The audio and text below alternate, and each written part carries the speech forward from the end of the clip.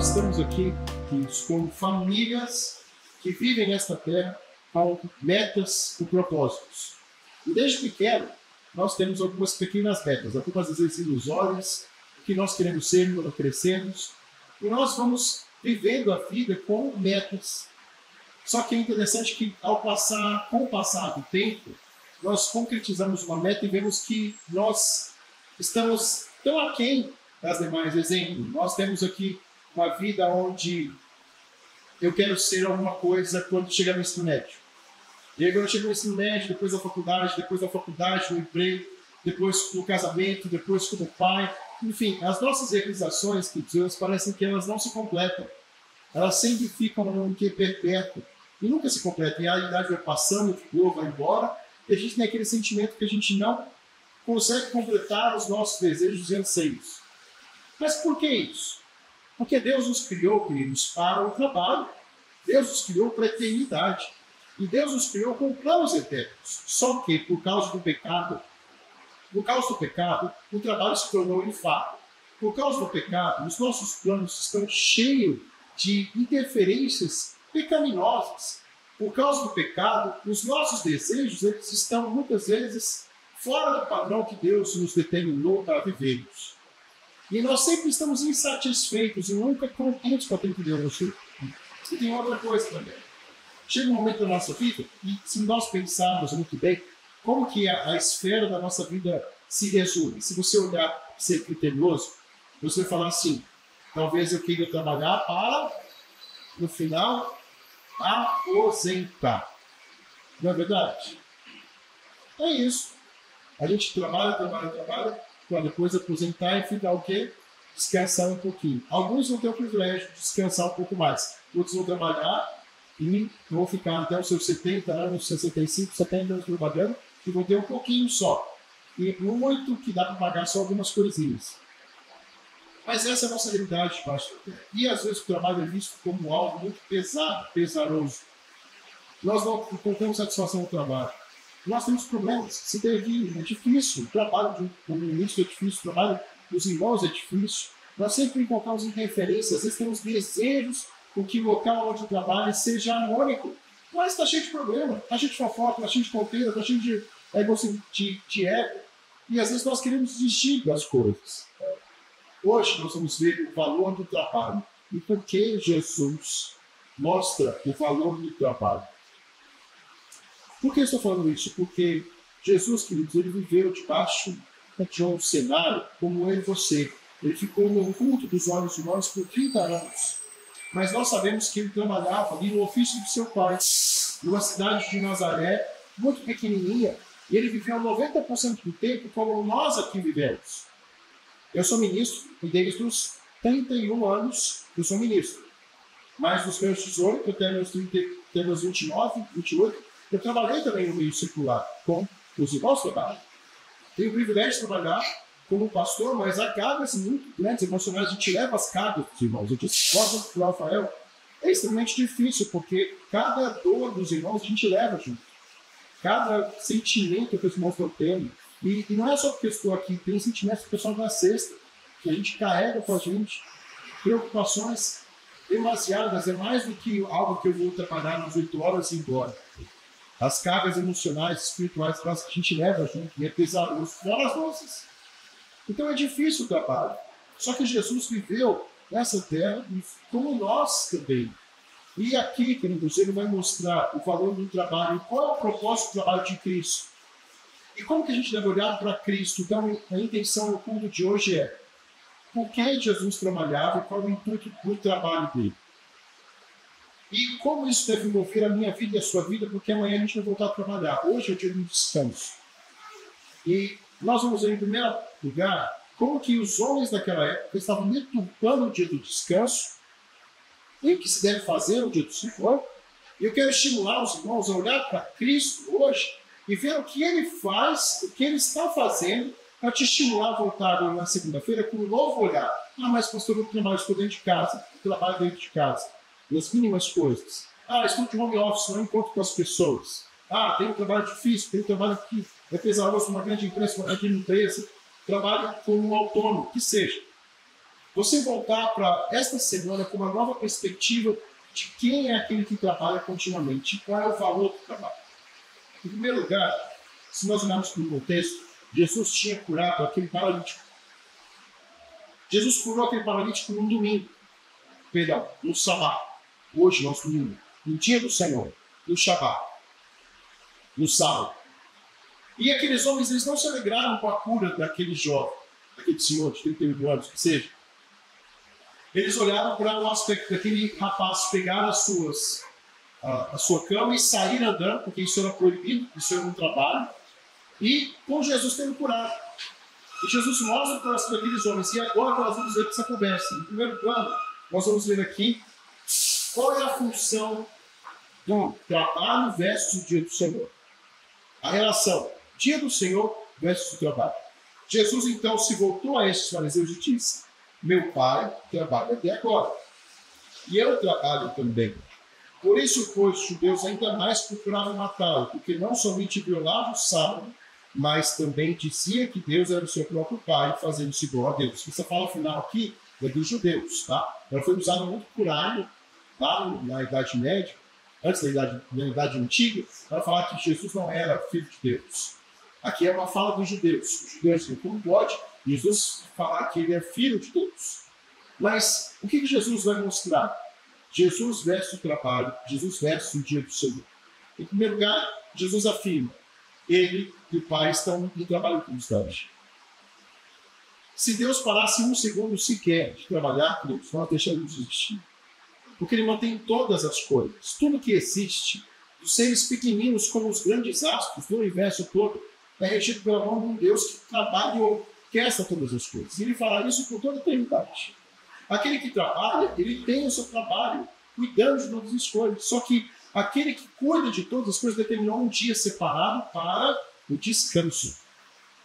E que dia é esse? É o dia do domingo, porque Jesus, ele, ressuscitando no domingo, ele trouxe uma nova aliança, ele ressuscitou no domingo e disse, esse é o dia separado deles, então, da igreja primitiva, nós separamos o dia do Senhor para o descanso do trabalho. Mas o descanso do trabalho não é ficar ocioso, porque Jesus, neste dia, ele curou um rapaz da sua enfermidade. O dia do Senhor, aqui pelos fariseus, era tido como um dia em que as pessoas não podiam fazer nada, nem andar um quilômetro, nem ajudar o próximo. Eles trouxeram um peso para o dia do Senhor. O dia do Senhor, queridos, é um dia maravilhoso em que nós descansamos do trabalho que vai nos dar o rendimento. Nós paramos e descansamos para ter o refrigério. E é bem interessante, se você estudar a história, sabe o que na Revolução Francesa eles fizeram? Eles mudaram os dias do ano. Eles passaram de 7 para 9 dias, sabe? Eles tiraram um dia, como é normal. Sabe o que aconteceu? Um caos em toda a França. Porque eles mudaram toda a frequência que Deus criou. Deus criou o homem para trabalhar 6 dias e descansar. E esse descanso, ele determinou que esse dia vai ser um dia para você santificar e glorificar a Deus. Então é um dia em que eu faço o quê? Em que eu estou separado para amar o Senhor, glorificar o Senhor. Hoje, nós agora fazemos isso num período no bloco. Na África, como eu disse a vocês, eles fazem de 8 da manhã às 4 da tarde. Há períodos, como a gente já teve aqui, separados, mas é um dia em que você separa um tempo para adorar o Senhor. É o que nós estamos fazendo. E nós estamos ensinando a geração a amar o Senhor e não apanhar com Ele e com o próximo, com aqueles que vão encontrar com Ele. Mas é também um dia de exercermos a misericórdia, porque Deus exerceu a misericórdia. O que vem a ser isso? Queridos, você aproveitar o dia do Senhor para pregar o Evangelho, trazer alguém para a sua casa. Pode ser um parente que está chegando na sua casa, pode ser alguém que esteja chegando aqui na igreja, que você vai oferecer almoço, que você vai visitar os enfermos, por exemplo. Talvez no hospital, lá na Sexta Igreja, quando eu fui presidente da minha cidade, a gente estipulou assim, graças a Deus, tinha muita gente, uns 70 jovens lá.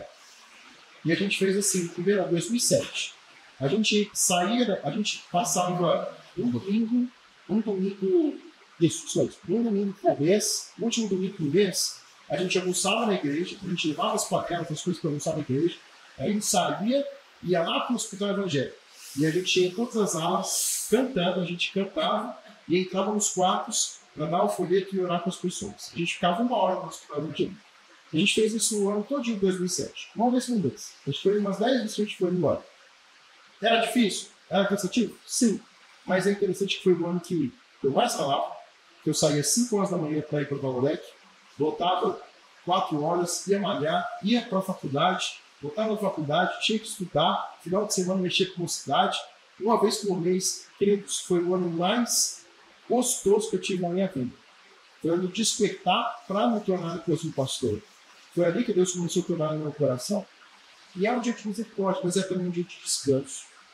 É o dia em que a gente descansa na certeza de que Deus está cuidando de todas as coisas. Então Jesus tem falado assim: eu e o Pai, nós trabalhamos.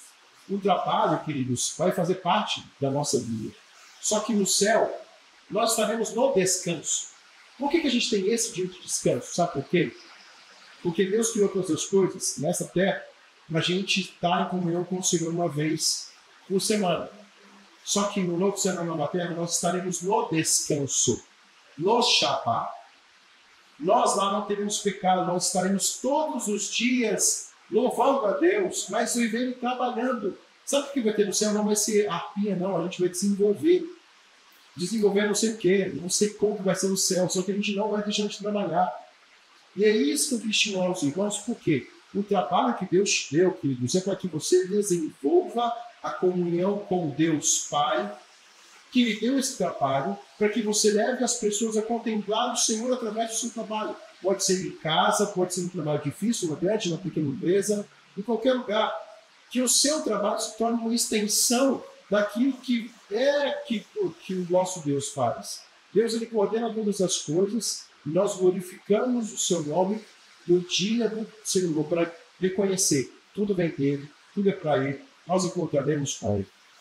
Para isso que Jesus está falando. Então aqueles homens estavam preocupados com os pequenos atos, só que Jesus está falando assim: ei, eu sou o Filho de Deus, eu sou o Deus vivo, eu trabalho todos os dias. O trabalho faz parte, só que o trabalho que Deus queria no seu santo dia era exercer a graça e a misericórdia, como ele exerce para nós. Então, queridos, nós vamos ver agora, segundo e terceiro ponto, qual é a função do trabalho do Senhor Jesus? Para duas funções. Dos versículos 19 até o versículo de número 23, nós vamos ver que Jesus trabalha para que tenhamos vida. Jesus trabalha para que tenhamos vida. Queridos irmãos, o pecado dominou esta terra. E o pecado fez separação entre nós e Deus. Se não fosse o trabalho de Jesus Cristo, nós estaríamos perdidos. E Jesus trabalha, e continuamente trabalha, ele é um intercessor. Ele está trabalhando, sim, intercedendo por cada um de nós diante do Pai, para nos dar a vida. Olha como que Jesus começa dizendo: em verdade vos digo que o Filho nada pode fazer em si mesmo, senão somente aquilo que vir fazer o Pai. Porque tudo que este fizer, o Filho também saberá o que faz. Eu estou falando assim: Jesus, ele trabalha em comunhão com o Pai. Existe algo chamado economia da Trindade, que Deus, ele é perfeito na sua Trindade. Eles são perfeitos, unidos. Só que como ele se manifesta a nós? Ele se manifesta no sentido de Deus Pai determinou todas as coisas, o Filho cumpre todas as coisas e o Espírito Santo trabalha em nós. Assim foi na criação. Deus determinou criar todas as coisas, o Filho abriu a sua boca e declarou a verdade, e o Espírito Santo atuou criando todas as coisas. E assim conosco, Deus nos chamou antes da fundação do mundo para sermos dele. O Filho veio e morreu por nós. O Filho trabalhou, deixando a sua glória, se tornando um homem como nós, e o Espírito Santo, usando a palavra, nos convenceu da verdade e nos trouxe, de fato, o arrependimento e a fé, nos regenerou. Então, o que ele tem falado? O Pai e o Filho trabalham de uma forma unida, e aquilo que o Pai determinou, o Filho cumpre. E aí, ele diz, versículo 20, porque o Pai ama o Filho e lhe mostra tudo o que faz. E olha as obras do que essa lhes mostrará para que vocês maravilhem. Ou seja, sabe o que ele está falando assim? Deus está trabalhando de uma forma tão contínua e constante que tudo aquilo que ele tem preparado, seus olhos ainda não viram, mas vocês vão ver aquilo que ele tem preparado para vocês, sabe? Então, o Pai, não é que o Pai está lá no céu construindo, como muitos entendem que está construindo ali no céu um castelo super de ouro, pode te falar, né? Com ruas de ouro. Ali, a simbologia de Apocalipse ruas de ouro é que o material usado pela ganância dos homens, que é o ouro, que os homens matam e buscam, lá no céu, no novo céu e nova terra, vai ser piso. vai ser rua de ouro, vai ser pisado. O que se pisava? Era peixe, era sal, era pedra. Aquilo não vai ser nada. O ouro que a gente tanto luta nesse mundo não vai ser nada comparado ao novo céu e nova terra. Não é que Jesus está fazendo ruas de ouro, não. Mas aquilo que está sendo preparado desde a fundação do mundo, o novo céu e a nova terra, que Deus tem preparado para nós, o Novo Jerusalém, Deus está trabalhando nisso. E como que ele trabalha? Ele trabalha em nós, dentro da santificação. Ele está trabalhando na gente. Porque nós somos o seu templo. Ele vai trabalhar essa terra sim. Para Deus, queridos, ele vai destruir essa terra, tudo que existe nela, assim. E vai fazer dessa terra um novo céu e uma nova terra. Nós habitaremos aqui novamente. Mas quem é aquele que está preparando? É a gente. Nós somos o seu povo. E ele tem trabalhado em nós. Então, o que ele tem trabalhado? Olha a continuação do texto. Pois assim como o Pai ressuscita e vivifica mortos, assim também o Filho vivifica aqueles a quem ele quer. O que Deus está trabalhando? Na gente. Qual que é o maior prazer do trabalho do Senhor Jesus? Transformar pessoas que estão mortas em seus pecados em vivos, como ele e você. Isso é o trabalho dele. Sabe, do ato da santificação é algo maravilhoso. Agora, o que ele quer que você façamos no nosso trabalho, na nossa vida? Sejamos instrumentos dele para levar outros a conhecer o Senhor Jesus. Isso é fazer parte do trabalho dele. Então, o que é o seu trabalho? O seu trabalho é para você ter dinheiro, para você comprar as coisas? Sim. O seu trabalho é para os seus planos de férias, de obter, enfim, prazeres e tudo mais? Sim. É algo para os seus projetos de vida? Sim. Mas é algo muito maior. O Deus te colocou nesse trabalho para você mostrar que você é o servo dele, que ele te trouxe vida para que você leve vida para as outras pessoas. Esse é o propósito de Deus te colocar nesse trabalho. Você ser um instrumento de vida. E talvez você possa estar no ambiente, como eu estava falando com a garota, mas às vezes você está no ambiente em que algumas pessoas são crentes, mas elas perderam a visão. Então você tem que viver pela verdade. Você tem que falar a verdade. Você tem que cumprir com exatidão as suas coisas. Se você vai ver algo sendo negligenciado, você tem que respirar 10 vezes. Dá vontade de desistir das coisas? Tá. Dá vontade de chutar o balde? Dá. É muita pressão. É. E às vezes pior é quando só as pessoas são crentes. Ou então pessoas que se dizem cristãs, que caminham com você, seja um colega e tudo mais. Ou até mesmo um íntimo. Mas é ali, queridos, que você vai exemplificar e pedir. Peça 2 momentos. Eu estava pedindo para mim, estava pedindo para a Mari, Senhor, dá uma oportunidade da gente viver a verdade e expor as coisas. E eu disse, para que o outro veja o Senhor sendo o Senhor, para que aqueles que não vejam o Senhor vejam que o Senhor habita em nós. Sejam familiares, sejam colegas de trabalho. Essa é a nossa função. Porque o que Cristo faz é, ele te trouxe vida. Esse é o trabalho dele, e é manter a sua vida. Ele pagou com o seu sangue precioso. E esse é o trabalho de Cristo, te dar vida. Ele já te ressuscitou e já vivificou. Ele já te trouxe da morte. Você não é mais morto. Você não está destinado ao inferno. Você tem já o selo dele. E ele está trabalhando em você com a gente de santificação todos os dias para que você exale o bom perfume.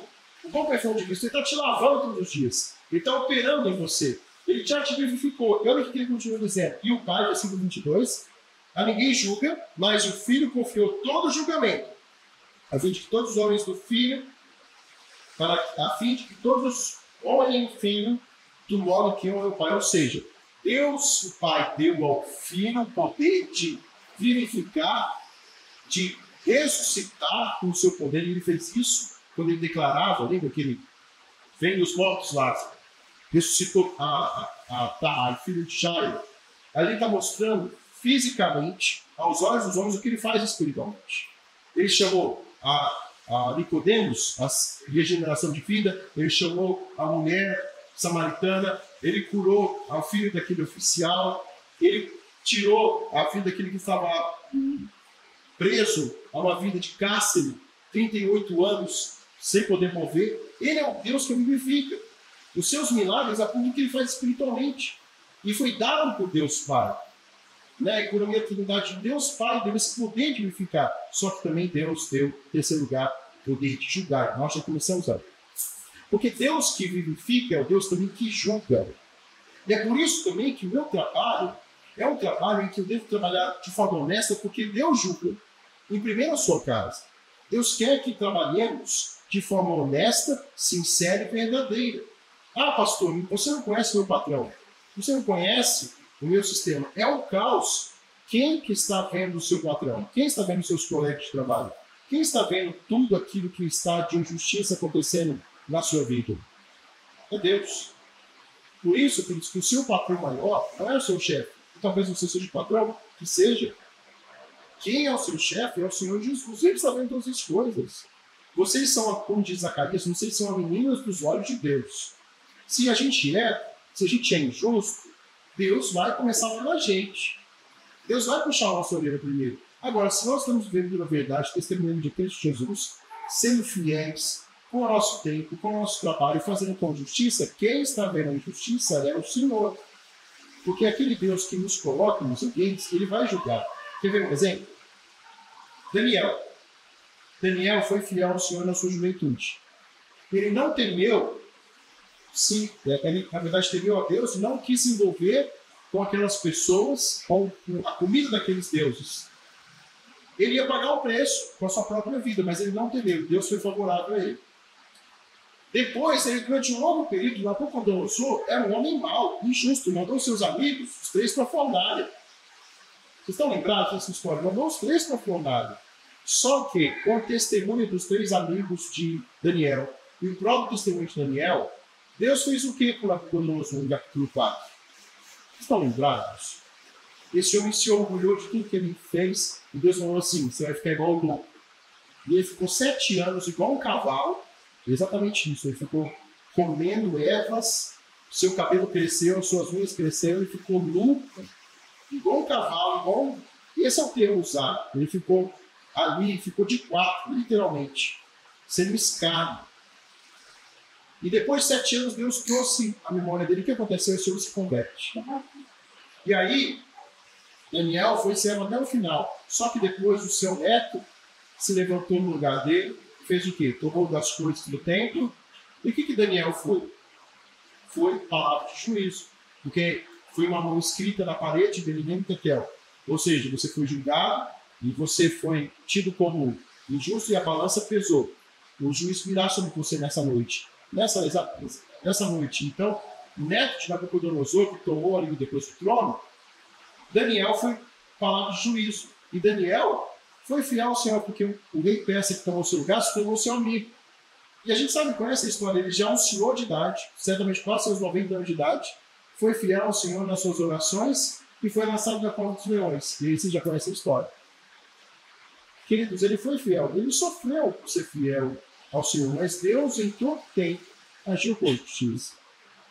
Aqui, o Evangelho de João diz que aquele que deu ao Filho o juízo, porque aquele que veio salvar também vai me julgar. Olha que interessante, continua esse 24. Em verdade, vos digo, que não é minha palavra que naquele que me enviou tem a vida eterna. Não entre em juízo, mas passou da morte por vida. Então, se nós cremos no nosso Deus, que Ele é o Deus da vida, e nós cremos, nós já temos a vida. Nós já temos a vida. A morte vai nos alcançar? Vai. Mas nós temos a vida em vida eterna. Nós não passaremos pelo juízo eterno, que Jesus sofreu. Mas olha o que ele continua dizendo, em verdade vos digo, que vem a hora, já chegou, que os mortos ouvirão o Filho de Deus, que ouvirem viverão. Porque assim como o Pai tem vida em si mesmo, concedeu ao Filho ter vida em si mesmo, e lhe deu autoridade para o julgar, porque é Filho do homem, ou seja, nós já temos vida no Senhor. E porque Jesus ressuscitou e viveu, nós ressuscitaremos. Então, o que é morte para nós cristãos? É dor? Sim, dói muito. Muito. Mas, aqueles que temem ao Senhor, queridos, a morte é uma passagem para aquele momento em que Jesus vai voltar e vai ressuscitar todos os mortos. E nós, por meio de Cristo, já temos essa vida. E passaremos pela morte, e a morte foi vencida. Mas nós não passaremos pelo julgamento final, porque ele diz assim, que aquele da vida vai julgar os que tiveram feito bem vencerá-los para a ressurreição da vida, e os que tiverem praticado mal para a ressurreição do juízo. O Senhor Jesus trabalha todos os dias para nos conhecer do pecado, nós arrependemos, para estarmos ao seu lado. Praticar o bem, ninguém pode praticar o bem. Praticar o bem aqui é acima de tudo, ligado a uma fé no Senhor Jesus, naquele que nos substituiu. Porque que bem você pode praticar para ser aceito diante de Deus? Nenhum. Mas você, crendo no Senhor Jesus Cristo, vivendo em conformidade àquilo que Ele quer, e dizendo e sendo dependente dEle, você tem vida. Aquele que pertence ao Senhor, ele se arrepende dos seus pecados, ele não tolera os seus pecados, ele luta com os seus pecados, ele prontamente, resumindo, ele não demora, ele busca rapidamente o arrependimento, resolvendo sua vida. Mas aquele que tiver praticado mal vai ser julgado.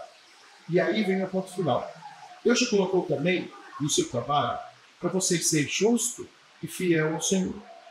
E também, queridos, para você ser cheio de vida, a não ser o Cristo, ou cheio de morte. Tem pessoas ao seu lado que não vão se arrepender dos seus pecados, que vão ser pedra no sapato. Ou vão tentar te convencer para você ser como do mundo, como eles, e vão às vezes conseguir fazer você pensar, agir e viver como eles, tentando você, e nunca vão se arrepender.